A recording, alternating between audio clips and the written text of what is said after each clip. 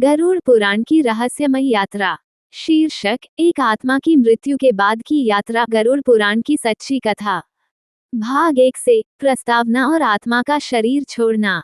भाग 1, मृत्यु और आत्मा की विदाई। गरुड़ पुराण एक ऐसा शास्त्र जिसे केवल मृत्यु के बाद पढ़ा जाता है। यह कोई साधारण ग्रंथ नहीं, बल्कि मृत्यु के रहस्य, आत्मा की यात्रा और पुण्य पाप के वास्तविक परिणामों को उजागर करने वाला ग्रंथ है।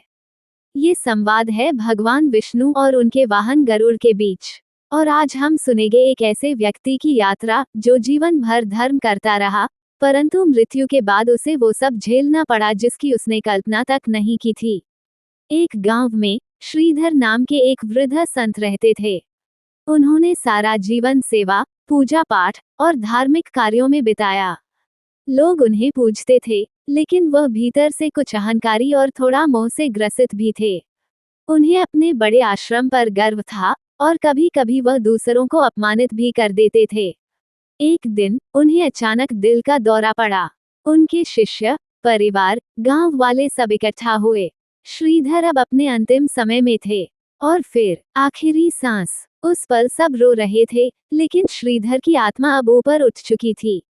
आत्मा की घबराहट, यमदूतों का आगमन।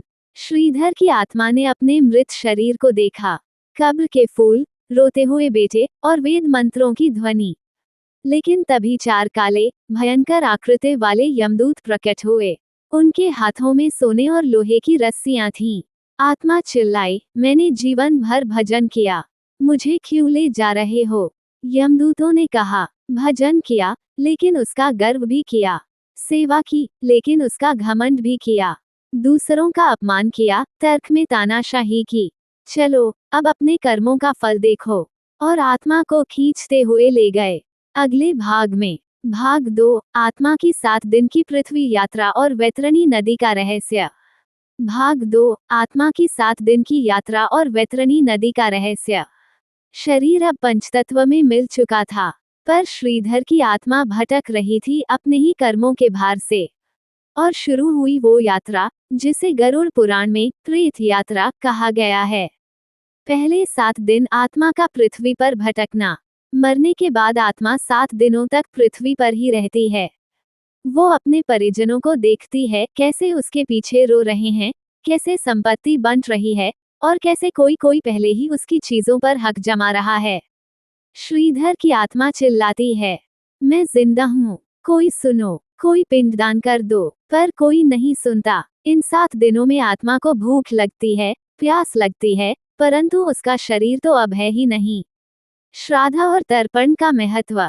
घर में पुजारी आए, बेटे ने श्राद्ध नहीं किया, सोचता है, बाबा तो पूरे गांव में नामी थे, श्राद्ध की क्या जरूरत। यही आत्मा को पहला बड़ा कष्ट मिला। गरुड़ पुराण कहता है, यदि मृत व्यक्ति का श्राद्ध, तर्पण और पिंडदान ठीक से न हो, तो आत्मा अगले 11 दिनों तक भारी पीड़ा में रहती है। श्रीधर की आत्मा अब कमजोर हो रही थी। वैतरणी नदी का भयावह दर्शन। 7वें दिन आत्मा को ले जाया गया वैतरणी नदी की ओर। यह नदी ना जल से भरी थी, ना पवित्रता से। ये भरी थी खून, मांस, कीड़े, हड्डियां और मरे हुए प्राणियों के टुकड़ों से। जहां पुण्य आत्माएं पुल से पार हो जाती हैं, पापी आत्माओं को उसमें गिरा दिया जाता है। श्रीधर आत्मा चीखती है, मैंने मंदिर बनवाया था, साधु संतों को भोजन कराया था। यमदूत बोले, तूने मंदिर बनवाया, पर अपने नाम की पट्टी लगवाने के लिए। भिक्षा दी, लेकिन फोटो खींचवाकर। पुण्य किया, पर दिखावे के लिए। अब देख वैतरणी की गहराई। आत्मा का गिरना और संघर्ष। श्रीधर को वैतरणी में धकेल दिया गया।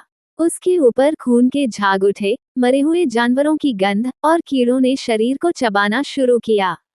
वो चीखा, बचाओ, पर वहां कोई नहीं सुनता। हर आत्मा बस अपने ही पापों के कारण डूब रही थी। एक प्रकाश की किरण, गाय का पुण्य। तभी एक प्रकाश दिखाई दिया, एक पवित्र गाय की आत्मा। वह बोली, एक बार तूने मुझे बूचड़खाने से बचाया था, उस पुण्य के कारण मैं आज तुझे इस नदी से पार करा सकती हूँ, पर एक बार नारायण का नाम ले। श्रीधर बोला, ओम नमो भगवते वासुदेवाय, और गाय की आत्मा ने उसे नदी पार कराई। अब आत्मा थोड़ी शांत थी, लेकिन उसकी असली परीक्षा अभी बाकी थी। अगले भाग में भाग 3 नरकों का दृश्य और चित्रगुप्त का न्याय। भाग 3 नरक का दरबार और चित्रगुप्त का लेखा। वैतरणी पार करने के बाद आत्मा पहुंची यमपुरी की ओर, जहां होता है असली न्याय, जहां चित्रगुप्त अपने लेखे खोलते हैं और पाप पुण्य की तुला तय होती है। यमराज का भव्य दरबार। दूर एक विशाल नगरी, जहां चारों ओर अग्नि की लपटें, भयावह चीत्कार और भूत प्रेतों की चीखें थीं। वहीं खड़ा था न्याय का सबसे बड़ा दरबार, यमराज की सभा। हजारों आत्माएं लाइन में खड़ी थीं। हर आत्मा का निर्णय होता था उसके चित्रगुप्त पंजी से। चित्रगुप्त का पन्ना खुलता है। चित्रगुप्त बोले, श्रीधर नाम एक जन्म में साधु, पर भीतर में पाखंड और घमंड। कुल पुण्य 41, कुल पाप 87। निर्णय, नरक यात्रा अनिवार्य। श्रीधर कांप गया। मैंने कितने मंदिर बनवाए, कितनी यात्राएं की। चित्रगुप्त बोले, लेकिन तूने अपने छोटे भाई को संपत्ति से निकाल दिया, एक गरीब बालक को प्रसाद नहीं दिया, एक महिला भक्त को अपमानित किया सिर्फ इसलिए क्योंकि वह निर्धन थी। 28 नरकों का दृश्य संक्षेप में श्रीधर को दिखाया गया। 28 प्रकार के नरक। नरक का नाम किस लिए? विवरण। तामस, चोरी और विश्वासघात आत्मा को अंधकार में बांधा जाता। रौरव, निर्दयता, शरीर को जलते लोहे पर लिटाया जाता। अंधतमिस्र, माता पिता का अनादर, आत्मा को गड्ढे में धकेला जाता। काकोर, झूठ बोलना, कौओं से नुचवाया जाता है। और भी बहुत कुछ, सब श्रीधर को दिखाया गया। पहला दंड, मौन नरक। उसे सबसे पहले भेजा गया मौन नरक में, जहां आत्मा की आवाज ही छीन ली जाती है। तूने अपने जीवन में दूसरों की बात नहीं सुनी, अब तू भी ना बोल पाएगा, ना सुना जाएगा। 7 दिन तक वह बस अपनी ही चीखें अंदर घुटता रहा। एक आत्मा की पुकार, सेवा का फल। फिर अचानक एक वृद्ध महिला आत्मा आई और बोली, हे चित्रगुप्त, इसने एक बार मुझे आश्रम में चादर दी थी ठंड में। इस पुण्य के कारण क्या मैं इसे नरक से थोड़ा मुक्त कर सकती हूँ?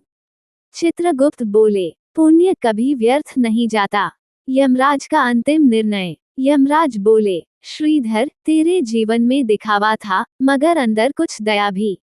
तुझे 3 नरकों का अनुभव होगा, फिर तुझे 2 विकल्प मिलेंगे, पुनर्जन्म या एक अंतिम परीक्षा मोक्ष के लिए। श्रीधर बोला, मैं अंतिम परीक्षा देना चाहता हूँ। और वो ले जाया गया। अब यात्रा पहुंच चुकी थी अंतिम मोड़ की ओर। भाग 4 अंतिम परीक्षा और आत्मज्ञान की अग्नि परीक्षा। नरकों से गुजरने के बाद भी आत्मा को मोक्ष नहीं मिलता। मोक्ष पाने के लिए चाहिए पश्चाताप, परोपकार और प्रभु में पूर्ण समर्पण। और अब शुरू होती है श्रीधर आत्मा की अंतिम परीक्षा, अग्नि मंथन, तप की परीक्षा। यमदूत श्रीधर को एक तपस्थल में ले जाते हैं, जहां चारों ओर आग की लपटें हैं।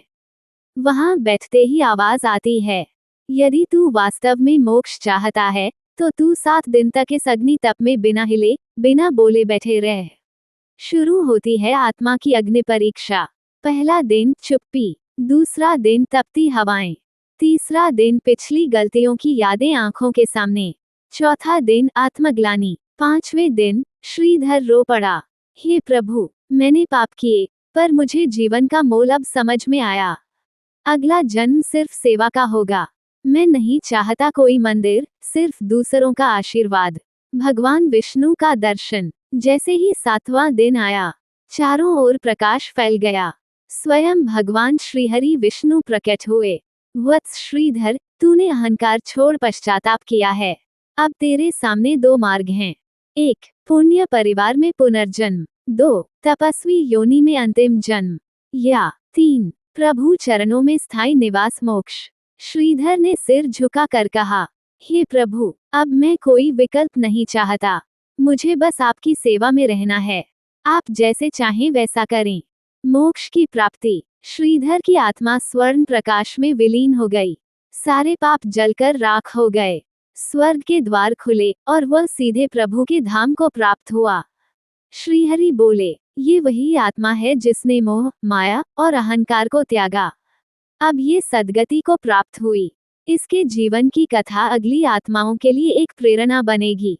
कथा का सार। गरुड़ पुराण हमें डराने के लिए नहीं, बल्कि हमें जागरूक करने के लिए है। ये बताता है कि हमारे कर्म, हमारे अगले जीवन या मोक्ष का मार्ग तय करते हैं। इसलिए जीवन में भक्ति, सेवा, करुणा और सत्य का मार्ग अपनाएं। भाग 5 स्वर्गलोक की झलक और आत्मा की प्रतिष्ठा। श्रीधर की आत्मा अब नरक की पीड़ा से निकल चुकी थी। उसका हृदय अब निर्मल था और अब प्रारंभ हुई वह यात्रा जो केवल पुण्यात्माओं को मिलती है, स्वर्ग की ओर। स्वर्गलोक का अद्भुत दृश्य एक सुनहरा मार्ग, चारों ओर कमल के फूल, देवगंधर्वों की वीणा की मधुर ध्वनि, मंद सुगंध और सुखद हवा। स्वर्ण रथ में बैठा श्रीधर, सामने त्रिलोक के द्वार। वहां इंद्रदेव स्वयं स्वागत करते हैं। स्वागत है आत्मा, तूने जीवन की कठिन परीक्षा पास की है।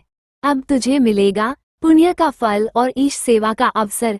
स्वर्ग के लोक। गरुड़ा पुराण के अनुसार स्वर्ग भी अनेक प्रकार के होते हैं। हर आत्मा को उसके पुण्य के अनुसार विशिष्ट लोक मिलता है। लोक का नाम कौन प्राप्त करता है? विशेषता नंदन वन, दानशील व्यक्ति, पुष्पवाटिका और अप्सराएं, विशुद्ध लोक, ध्यानयोगी, पूर्ण शांति और ब्रह्मज्ञान, महालोक, तपस्वी आत्माएं, सिद्धि और ज्ञान का वास। श्रीधर को स्थान मिला विशुद्ध लोक में, क्योंकि उसके भीतर आत्मज्ञान की अग्नि जागी थी। मोक्ष प्राप्त आत्माओं की सभा। श्रीधर वहां पहुंचा जहां और आत्माएं पहले से थीं। सभी कभी पृथ्वी पर थीं, पर अब मोक्ष पा चुकी थीं। वे बोले, यहाँ ना मृत्यु है, ना जन्म, ना भूख, ना प्यास, बस ईश्वर का स्मरण, प्रेम, संगीत और दिव्यता है। लेकिन हम सब समय समय पर धरती पर अवतरण करते हैं, लोगों को सद्गति दिखाने। भगवान विष्णु का पुनः संदेश। भगवान विष्णु श्रीधर से बोले, वत्स, अब तू भी एक दूत है। तेरे जीवन की कथा धरती पर सुनाई जाएगी, ताकि अन्य आत्माएं पाप से बचे और पुण्य की ओर चलें। स्वर्गलोक की विशेषताएं। गरुड़ा पुराण के अनुसार वहां वस्त्र नहीं मैले होते, अन्न की जरूरत नहीं पड़ती, केवल अमृत रस आत्मा को वहां मिलती है। सुख की चरम अनुभूति, पर बिना किसी मोह के। भाग 6 जीवन का अर्थ, मृत्यु की सच्चाई और आत्मा की अमरता। श्रीधर की आत्मा अब मोक्ष को प्राप्त हो चुकी थी, पर कथा यहीं समाप्त नहीं होती, क्योंकि हर आत्मा के पीछे बच जाता है जीवन का संदेश। आत्मा अमर है, गरुड़ा पुराण का मूल भाव। न जायते म्रियते वा कदाचित, भगवद गीता। आत्मा न तो जन्म लेती है, न मरती है। गरुड़ा पुराण हमें ये सिखाता है कि मृत्यु शरीर का अंत है, आत्मा का नहीं। कर्म ही आत्मा की अगली यात्रा का आधार है। मृत्यु के बाद का जीवन वास्तविक परीक्षा स्थल है, वहां छल नहीं चलता। कथा का सारांश। 1. श्रीधर की मृत्यु के बाद आत्मा ने 7 दिन पृथ्वी पर बिताए। 2. वैतरणी नदी की कठिन यात्रा। 3. चित्रगुप्त और यमराज का न्याय। 4. नरकों की पीड़ा और तप की अग्नि परीक्षा। 5. भगवान विष्णु का साक्षात्कार। 6. मोक्ष की प्राप्ति और स्वर्गलोक की प्रतिष्ठा। हमारे जीवन के लिए शिक्षा। गरुड़ा पुराण केवल मरने के बाद की बातें नहीं बताता, बल्कि यह जीते जी सत्कर्म और चेतना की ओर प्रेरित करता है। सच्ची भक्ति है बिना दिखावे की सेवा। पुण्य वही है जो मन, वचन और कर्म से किया जाए, और मोक्ष वही पाता है जो अंत में कह सके, हे प्रभु, सब कुछ तुम्हारा है, मैं कुछ नहीं। गरुड़ा पुराण कहता है, हर रात को सोते समय ये सोचो कि कल सूरज न भी निकले तो क्या मेरी आत्मा तैयार है। हर दिन एक नया अवसर है अपने कर्म सुधारने का। अंतिम संवाद। मित्रों, जीवन में क्या लेकर आए थे और क्या लेकर जाओगे? बस यही सोचकर हर दिन जियो जैसे यह अंतिम दिन हो। सेवा करो, नम्रता रखो और ईश्वर का स्मरण मत छोड़ो। यही गरुड़ा पुराण की सच्ची सीख है। दोस्तों, हम फिर लौटेंगे एक और नई, प्रेरणादायक और रोचक कहानी के साथ भारत भक्ति गाथा में। तब तक जुड़े रहिए और चैनल को सब्सक्राइब करना न भूलिए, क्योंकि यही है हमारी सांस्कृतिक विरासत की असली आवाज।